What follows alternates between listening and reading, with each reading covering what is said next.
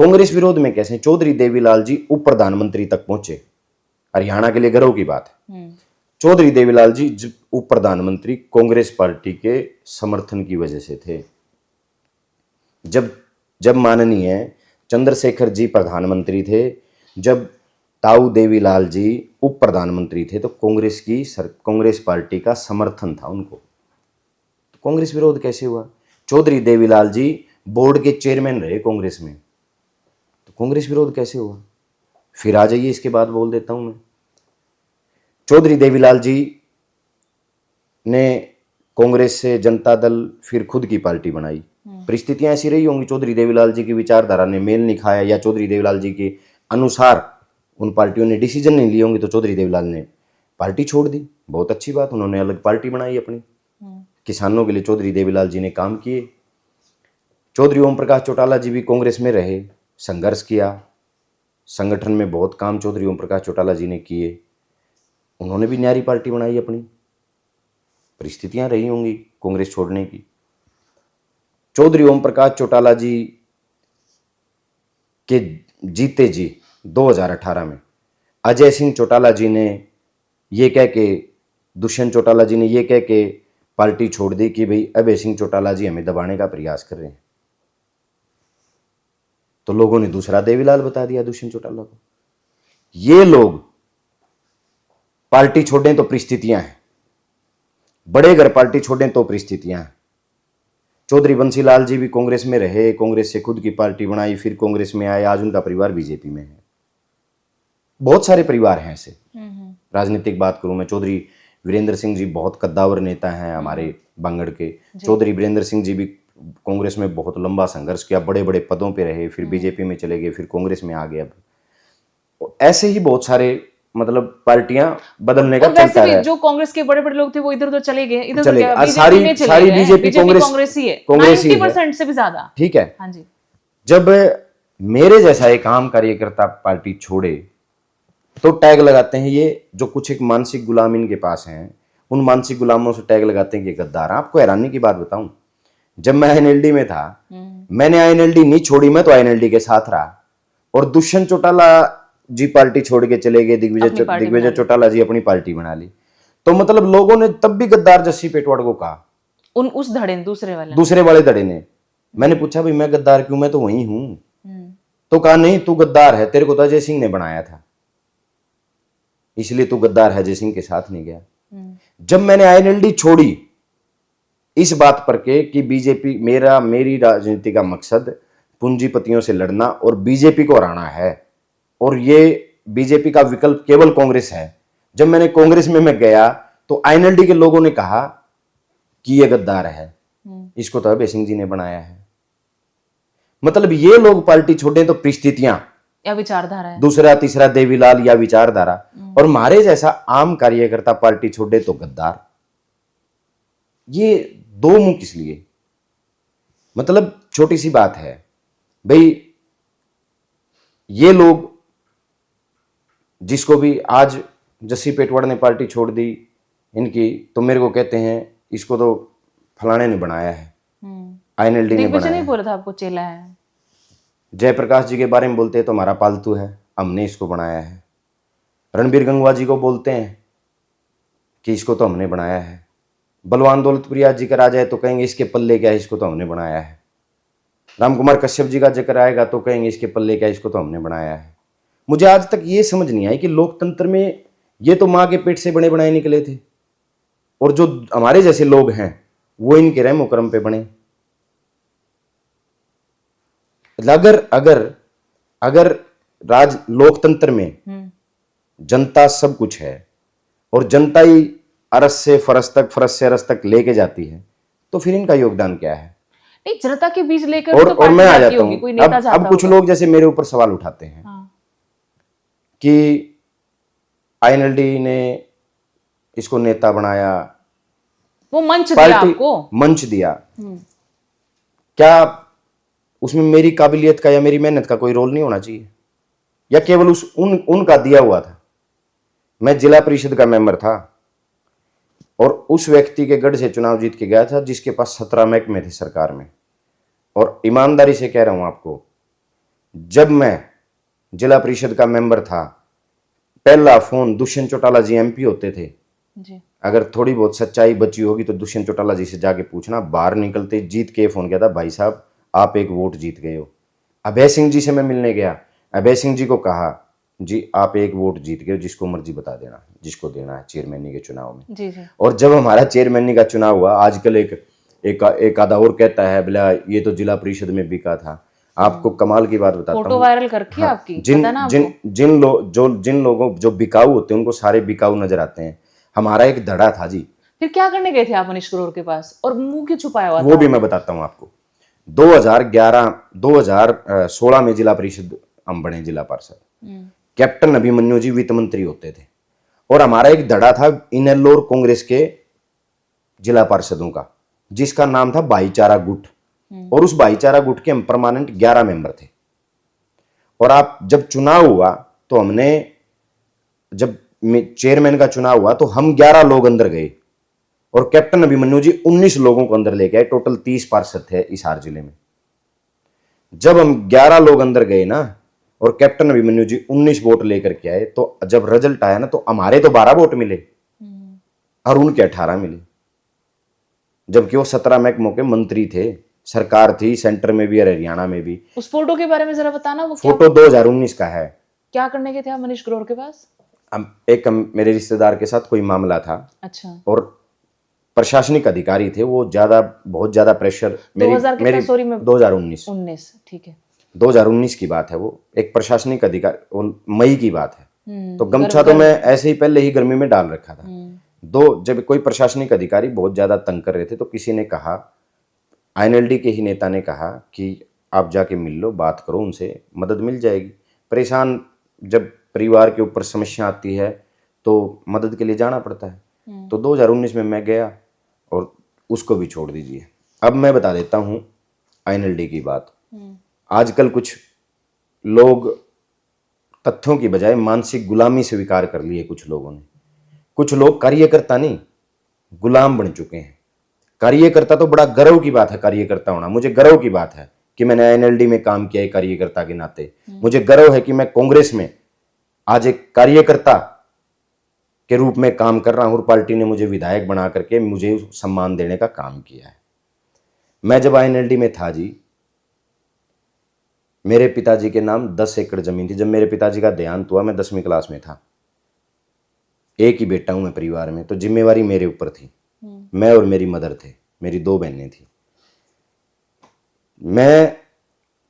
मुझे अंदर से ललक थी राजनीति करने की और सामाजिक काम करने की, और मैं आईएनएलडी के कार्यकर्ता के रूप में काम कर रहा था।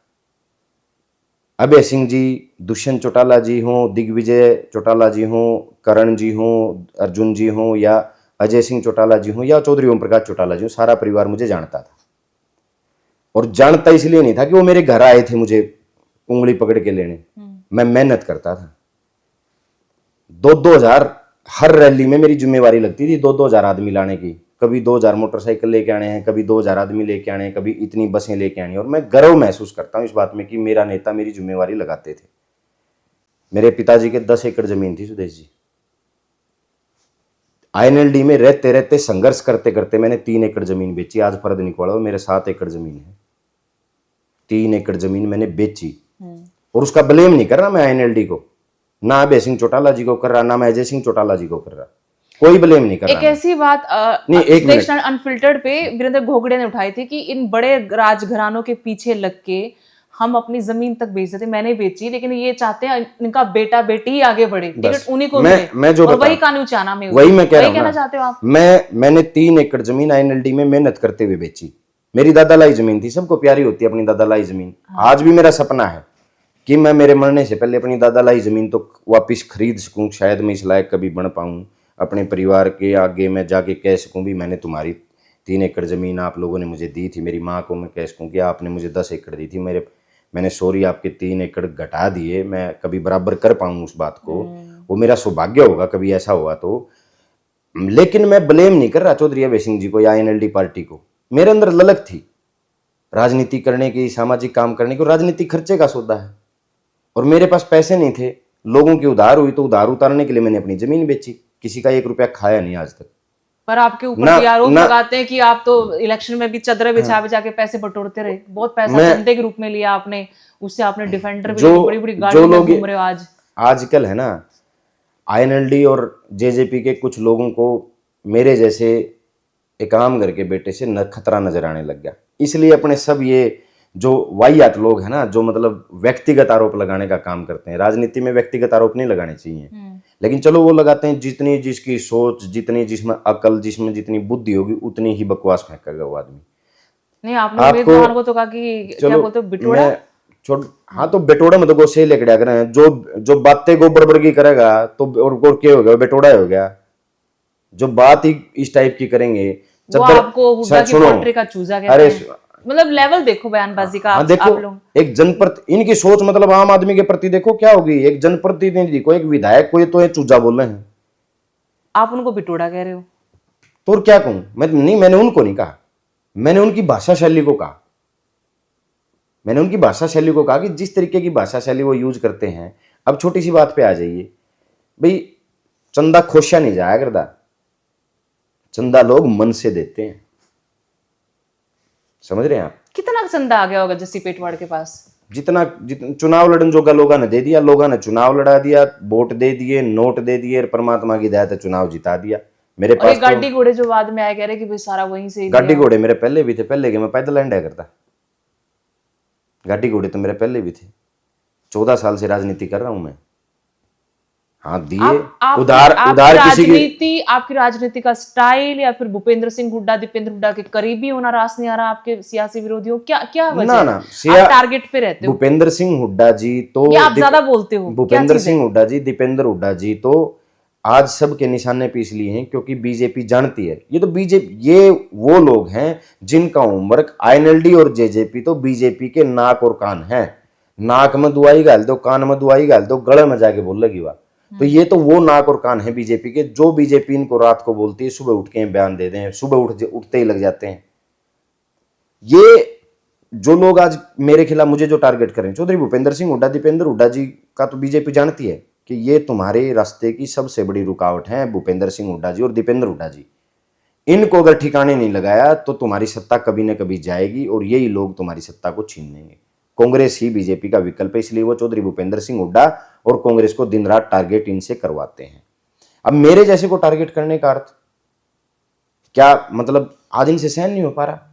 जेजेपी के लोग, आईएनएलडी के लोग सारा दिन ये तो बिला काटड़े नु आ करता तेजा खेड़ा फार्म पे, बे काटड़े मारेगा ना तो मैंने नुआए हैं, किसान का बेटा हूँ, सच में नुआए हैं, जोड़ में भी नुआए हैं, घरा भी नुआए हैं। तेजा खेड़ा पे क्या था भाई, हमने तो 3 छोटे छोटे चुनाव लड़े, मारे तो 3 किले बिक गए। इनने तो सैकड़ों चुनाव लड़ गए, फिर भी बिला मारे तो 10,000 किले थे। चौधरी देवीलाल के 10,000 किले थे के कहां से आए? एक बार सरकार बनी, सारा कुनबा पाए से अधिक संपत्ति के केस दर्ज हो गए। क्या साबित करना चाहते हो? मतलब गरीब की कोई वैल्यू नहीं है, जिसको मर्जी धमकी दे दो, जिसको मर्जी डरा दो, नोटिसों के नाम से डरा दो, जबान बंद कराने के हमें तरीके आते हैं। कौन से तरीके हैं वो लोकतंत्र में? और क्या ये चौधरी देवीलाल की विचारधारा है क्या? चौधरी देवीलाल की विचारधारा ये है क्या, किसी को नोटिसों के बहाने से, किसी को धमकियों के बहाने से डराना? इस धरती पे कोई ऐसी बंदूक, कोई ऐसी तोप नहीं बनी जो जस्सी पेटवाड़ को डरा दे, और ऐसा कोई नोट नहीं बना, ऐसी कोई करेंसी नहीं बनी जो जस्सी पेटवाड़ का जमीर खरीद ले। इन लोगों ने तो राज्यसभा चुनाव से पहले आरोप लगाए थे, उसके बाद भी लगाए कि जस्सी पेटवाड़ बिकेगा। सोशल मीडिया पे बहुत ऐसी पोस्ट देखी जिसमें कहा कि अब नारनौंद में भी कई डिफेंडर और आएंगी। वो क्या इशारा था कि जस्सी पेटवाड़ का इन्हीं के लोग, वो मानसिक गुलाम, वो मानसिकता जिनकी गुलाम हो चुके, जो इनके गुलाम बन चुके हैं, वो कार्यकर्ता नहीं है। कार्यकर्ता होना तो गर्व की बात है, चाहे किसी भी पार्टी का हो जाओ, लेकिन वो मानसिक गुलाम हो चुके हैं जो व्यक्तिगत आरोप एक लगाने का काम करते हैं। ये कहां से आ गई ये 10-10 हजार किले? हमने तो कभी सवाल नहीं पूछा। मामे मतलब ये 5 करोड़ की गाड़ी लेके मंडी में चले जाओ, ये 5-7 करोड़ की गाड़ी लेके लोगों के बीच चले जाओ, इनसे कोई सवाल नहीं करेगा। जब कोई किसान का बेटा कोई गाड़ी में बैठ के चला गया तो उससे सवाल करेंगे, इसके पास ऐसी गाड़ी कहाँ से आ गई, इसके पास ऐसे जूते कहाँ से आ गए, इसके पास ऐसी जैकेट कहाँ से आ गई।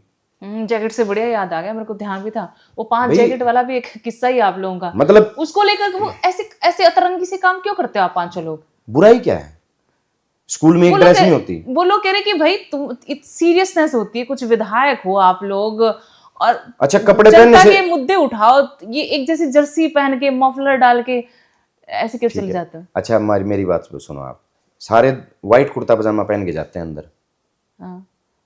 एक से ही है, एक से ही है। और सुनो, एक जैसी जैकेट पहनने से सीरियसनेस कहाँ खत्म होगी? मतलब कपड़े लॉजिक था उसमें, आप लोग प्लान करके तो पहन के गए होंगे ना, कपड़े पहनने से यारी दोस्ती दिखाने के लिए, कपड़े पहनने, हाँ यारी दोस्ती दिखाने के लिए, उसके लिए पहले प्लान किया आप लोगों ने या वो कोई प्लान क्या था? कोइंसिडेंट था, एक ही जगह से खरीदी थी सबने, एक ही जगह से खरीदी थी, जैकेट थी, एक को पसंद आ गई, भाई ये अच्छी है, तू भी ले ले, पैक कर दो, 5 पैक कर दे। मफलर भी। मुझे ये समझ नहीं आया कि जैकेट पहनने से सीरियसनेस कहाँ खत्म होगी। और कमाल देखो आप, सवाल किन लोगों ने उठाए? जो लोग सारा दिन ये कहते हैं समाज इकट्ठा हो जाओ, किसान मजदूर एक हो जाओ। अरे 5 किसान मजदूर के बच्चों को एक साथ रह के तुम देख नहीं पा रहे, तुम्हारा सब कुछ जल चुका है अंदर से, उनको 5 लोगों को देख करके इकट्ठा, और तुम बात करते हो किसान मजदूर को एक करने की। किसान मजदूरों के 5 बच्चे, हम किसान मजदूरों के एक सी जैकेट पहन के विधानसभा चले गए, क्या हो गया? उस दिन सारे मुद्दे पीछे छूट गए थे, आप यकीन मानो। मुख्यमंत्री जी, यही फोटो वायरल हुई, कोई पूछता है, मैं यही तो कह रहा हूँ। देखो सुदेश जी, मैं ये भेजा था क्या सबको? सुदेश जी, मैं ये कह रहा हूँ, मुख्यमंत्री जी पंजाब में चुनाव है, सेशन में 1-2 बार पगड़ी पहन के आ जाते हैं, किसी ने सवाल करा?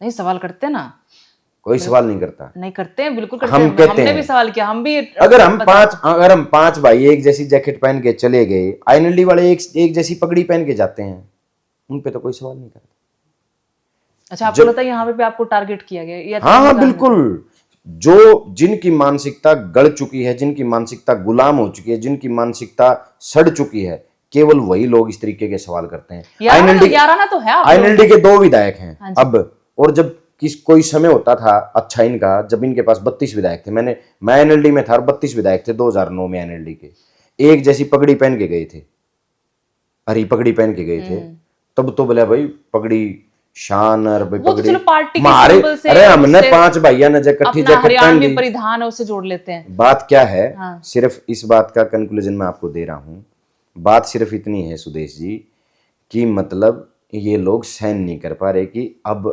हरियाणा विधानसभा में आम घरों के बच्चे तुमसे अच्छा बोलते हैं, तुमसे ज्यादा मुद्दे लोगों के उठाने का काम करते हैं, ये बात सहन नहीं हो रही। और सहन किसको नहीं हो रही? इन पूंजीपतियों को सहन नहीं हो रही, और इन पूंजीपतियों के जो मानसिक गुलाम लोग हैं, वो लोग इस तरीके के सवाल करते हैं। जैकेट पहनना, जैकेट सर्दी है, जैकेट पहन के जाएंगे, कुर्ता पजामा सारे व्हाइट पहन के जाते हैं, एक जैसा